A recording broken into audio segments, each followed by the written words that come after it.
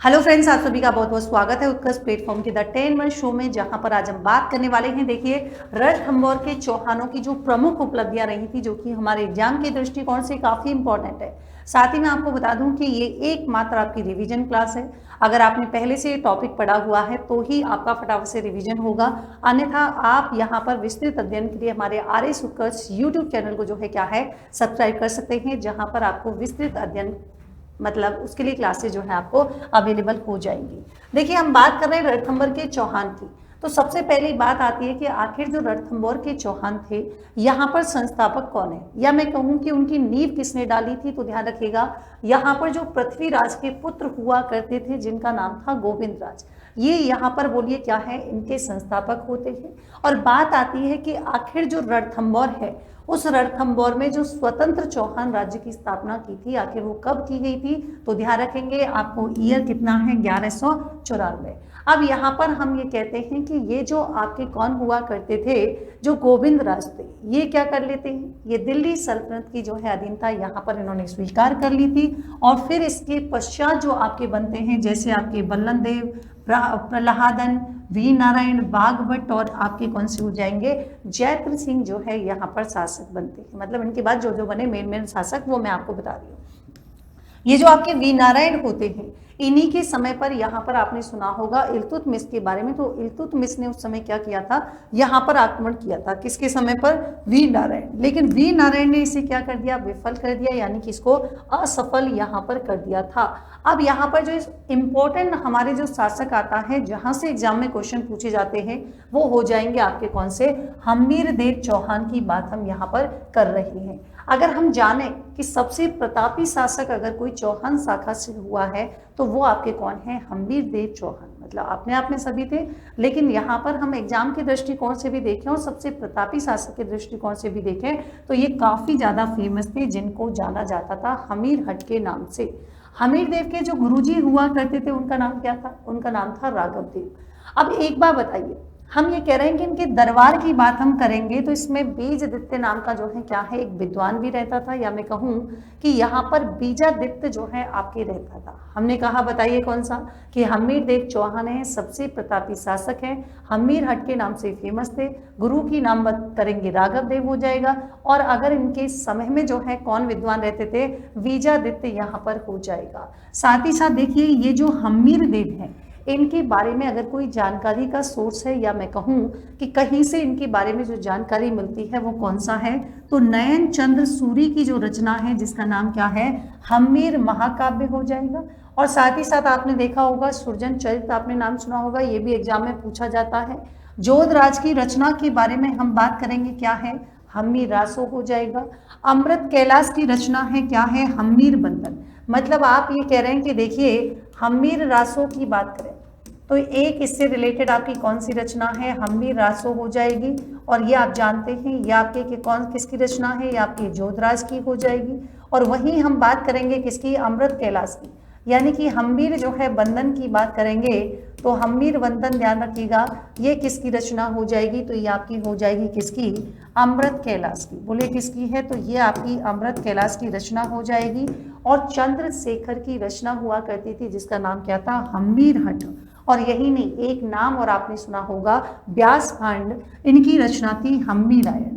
और हम्मीर के बारे में एक प्रसिद्ध जो है यहाँ पर एक दोहा आपने सुना होगा, कि सिंह सुवन सत्पुरुष बचन, कदली फले एक बार, तिरिया तेल हम्मीर हट, चढ़े न दूजी बार। तो ये आपने इनके बारे में एक प्रसिद्ध दोहा भी सुना होगा। साथ ही कुछ इंपॉर्टेंट बात करते हैं कि देखिए, जैसे ही हम्मीर यहाँ पर राजा बनते हैं, तो इन्होंने एक पॉलिसी जो यहाँ पर अपनाई थी, उस पॉलिसी की बात हम करेंगे, दिग्विजय की नीति। आखिर जो है हम बात कर रहे हैं कि आपने एक मेवाड़ के शासक सुने होंगे, जिनका नाम था समर सिंह। इनको पराजित कर देते हैं कौन, हम्मीर यहाँ पर मेवाड़ के जो शासक थे, जिनका नाम क्या था, समर सिंह को पराजित कर देते हैं। और आपने 1291 में एक काफी युद्ध सुना होगा, फेमस था, जिसका नाम क्या है, झाइन का जो दुर्ग है, उस पर क्या करते हैं, आक्रमण कर देते हैं। लेकिन कौन करता है, अब कंफ्यूज नहीं होना है कि बात है 1291 की, और उस समय राजा है हम्मीर। और इसी समय यहाँ पर जो कौन है, जलालुद्दीन खिलजी हुआ करता था, वो कौन से दुर्ग पर करता है आक्रमण, तो झाइन के दुर्ग पर आक्रमण कर देता है। और इस दुर्ग को बचाने के लिए कौन, तो हम कहेंगे जो गुरुदास सैनी थे, इन्होंने यहाँ पर क्या किया, चौहान जो है सेना का नेतृत्व भी किया था। ये बात हम यहाँ पर कह रहे हैं, मतलब हम कह रहे हैं कि जब हमीर देव जो है राजा हैं, उसी समय 1291 ईस्वी की बात है और झाइन के दुर्ग पर आक्रमण करता है जलालुद्दीन खिलजी। और इसको बचाने के लिए ध्यान रखेंगे जो चौहान सेना है उसका लीड जो करते हैं वो कौन है, गुरुदास सैनी। और ये जो युद्ध हुआ था इसका ध्यान रखिएगा, इसका जो उल्लेख है या मैं कहूँ इसका जो वर्णन है वो किस में मिलता है, मिफ्ता उल फुतू में यहाँ पर इनके बारे में उल्लेख मिलता है। और इन्हीं के समय आपको मैं बता दूं कि रणथंभौर दुर्ग को जीतने के लिए यहाँ पर जलालुद्दीन खिलजी जो है आक्रमण करता है, परंतु बड़े अफसोस की बात है कि वहां पर उसे सफलता नहीं मिली है ना, यहाँ पर असफलता जो है उसको मिलती है। लेकिन ध्यान रखिएगा हमीर देव चौहान की बात हम करेंगे तो इन्होंने अलाउद्दीन खिलजी के जो विद्रोही थे मंगोल सेना नायक मोहम्मद शाह और के हब्रू को इन्होंने क्या किया था, यहाँ पर शरण दी थी। अगर हम हम्मीर महाकाव्य के अनुसार देखें तो अलाउद्दीन खिलजी क्या करते हैं, तो वो 1299 ईस्वी की घटना है और आपने एक नाम सुना होगा उलूग खां, अलब खां और वजीर नुसरत खां सुना होगा। इन्हीं के नेतृत्व पर क्या कर दिया जाता है, तो रणथंभौर पर एक सेना भेज दी जाती है, किसके द्वारा, अलाउद्दीन खिलजी के द्वारा, जिससे आप जानते हैं रणथंभौर की कुंजी के नाम से प्रसिद्ध यहाँ पर झाइन दुर्ग पर क्या कर लिया, यहाँ पर अधिकार कर लिया था। ये आपको स्पेशली ध्यान रखना है। और इसी के साथ साथ देखेंगे कि हम्मीर देव ने जो अपने दो सेनापति थे, एक तो था भीम सिंह और दूसरा था बताइए कौन सा, धर्म सिंह, तो इनके विरुद्ध भेजा जिन्होंने आपके एक युद्ध, और आपने सुना होगा हिंदू बाट घाटी का युद्ध है जो बनास नदी के तट पर यहाँ पर होता है। और फिर यहाँ पर जो अलाउद्दीन खिलजी का जो अभियान था उसको यहाँ पर क्या कर दिया जाता है, असफल कर दिया जाता है।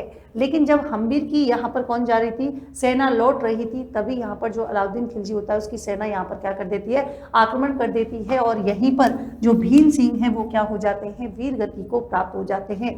आप जानते हैं अलाउद्दीन खिलजी के दो प्रमुख सेनापति जो काफी बार एग्जाम में भी पूछे गए हैं, उलूग खां और नुसरत खां की बात हम करेंगे तो रणथंभौर दुर्ग पर जो है आक्रमण करने के लिए भेजा जाता है और जिसमें नुसरत खां यहाँ पर क्या है, यहाँ पर वो मारा गया।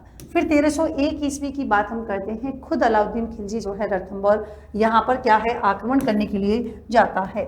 सबसे बड़ी बात जो हमारे एग्जाम के दृष्टिकोण से इंपॉर्टेंट है वो है आपके रणथंभौर का साका, जो कि 1301 ईस्वी में होता है। हमीर देव चौहान की बात करेंगे, देखिए इनकी रानी आपकी कौन सी है, रंग देवी, और पुत्री का नाम था, बोलिए क्या, देवल देवी, यानी कि पद्मला का उल्लेख मिलता है। और यहाँ पर कौन कौन से प्रमुख व्यक्ति थे जिनके बारे में ये कहा जाता है कि जिन्होंने बाद में विश्वासघात इनके साथ किया था, रणमल और आपके कौन सा है, रतिपाल की बात करेंगे। और इधर जो आक्रमणकारी है अलाउद्दीन खिलजी, उनकी तरफ से दो महत्वपूर्ण जो गए थे वो कौन से थे, तो एक तो उलूग खां था, दूसरे कौन से हो जाएंगे, नुसरत खां यहाँ पर हो जाएंगे। साथ ही साथ हम बात करें अमीर खुसरो की, तो अलाउद्दीन के साथ जो अभियान हुआ था, तो अलाउद्दीन मतलब जो ये कैंपेन गया था, तो अलाउद्दीन खिलजी के साथ ही अभियान में उपस्थित दरबारी जो है कवि और इतिहासकार जिनका नाम क्या है, अमीर खुसरो यहाँ पर हो जाएगा। अब हम कह रहे हैं कि देखिए ये जो आक्रमण हुआ था इसमें इतनी आसानी से सफलता नहीं मिली, किसको, अलाउद्दीन खिलजी को। तो अब इसने यहाँ पर क्या किया, छल कपट का सहारा लिया। और फिर आप जानते हैं हम्मीर के जो सेनापति हैं जिसका नाम अभी मैंने बताया था, रतिपाल, और कौन सा है, रणमल, और अधिकारी सुरजन शाह होता है। इनको ये आपके दुर्ग का लालच देते हैं और अपनी ओर मिला लेते हैं। और फिर 1301 में जब रणथंभौर का युद्ध होता है तो राजपूतों ने हम्मीरों के नेतृत्व में क्या किया, केसरिया धारण कर लिया और रणभूमि में क्या हो जाते हैं, वीर गति को प्राप्त हो जाते हैं। आप जानते हैं अभी मैंने कहा कि हम्मीर की जो पत्नी थी उनका नाम क्या था, रंग देवी, और इन्हीं के नेतृत्व में जो है जो वहाँ की वीरांगनाएं थी वो यहाँ पर जौहर कर लेती हैं और यही कहलाता है हमारे राजस्थान का पहला साखा। और जौहर केसरिया ये आप जानते हैं, तो 11 जुलाई 1301 ईस्वी यहाँ पर आपको ध्यान रखना है। रंग देवी की पुत्री ये जो देवल देवी थी, मैंने अभी आपको बताया, ये भी जो पद्मबला तालाब है उसमें कूदकर क्या है, जल जौहर कर लेती है, जो राजस्थान का क्या हो जाएगा, पहला जल जौहर हो जाएगा। वेरी वेरी इंपॉर्टेंट बात याद रखनी है। इस युद्ध में अलाउद्दीन खिलजी की क्या होती है जी, विजय यहाँ पर हो जाती है। और आप जानते हैं फिर यहाँ पर प्रशासक बनते हैं कौन, उलूग खां को क्या बना दिया जाता है, प्रशासक बना दिया जाता है। अब इस युद्ध का जो आंखों देखा वर्णन है, क्योंकि अभी थोड़ी देर पहले मैंने बताया कि अमीर खुसरो क्या थे, खुद इस अभियान का हिस्सा रहे थे, तो इन्होंने अपने ग्रंथ जिसका नाम क्या है, खजाइन उल फुतूह में किया है। इन्होंने यहाँ पर लिखा था, अमीर खुसरो ने लिखा था कि कुफ्र का घर आज इस्लाम का घर हो गया। ये किसने स्टेटमेंट दिए थे या किसने कहा था? अमीर खुसरो ने।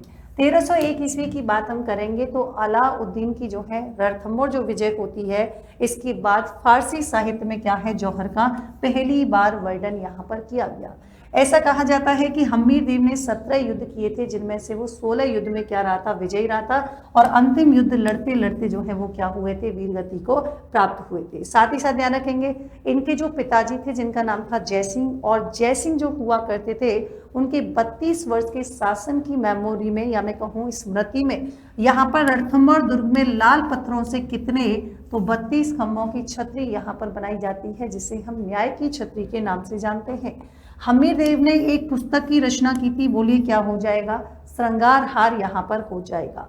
बलवान शिलालेख, एक शिलालेख आपने सुना होगा, बलवन जो है शिलालेख होता है, उसमें हम्मीर देव ने कौन से, तो आप कहेंगे 2 कौटेजन जो है यज्ञ यहाँ पर करवाए थे, और इनके पुरोहित जो है कौन थे, विश्वरूप हो जाएगा। हम्मीर की मृत्यु के पश्चात चौहानों की जो रणथंभौर शाखा है वो आपकी पूरी तरीके से जो है क्या है, समाप्त यहाँ पर हो जाती है। तो एक थोड़ी सी कहानी थी चौहानों की जो है, जो चौहान शासक थे उनकी प्रमुख उपलब्धियों के बारे में, स्पेशली हमने बात की है हम्मीर देव के बारे में। मिलते हैं नेक्स्ट सेशन में एक नए टॉपिक के साथ, तब तक के लिए thank you so much, take care, good night, bye.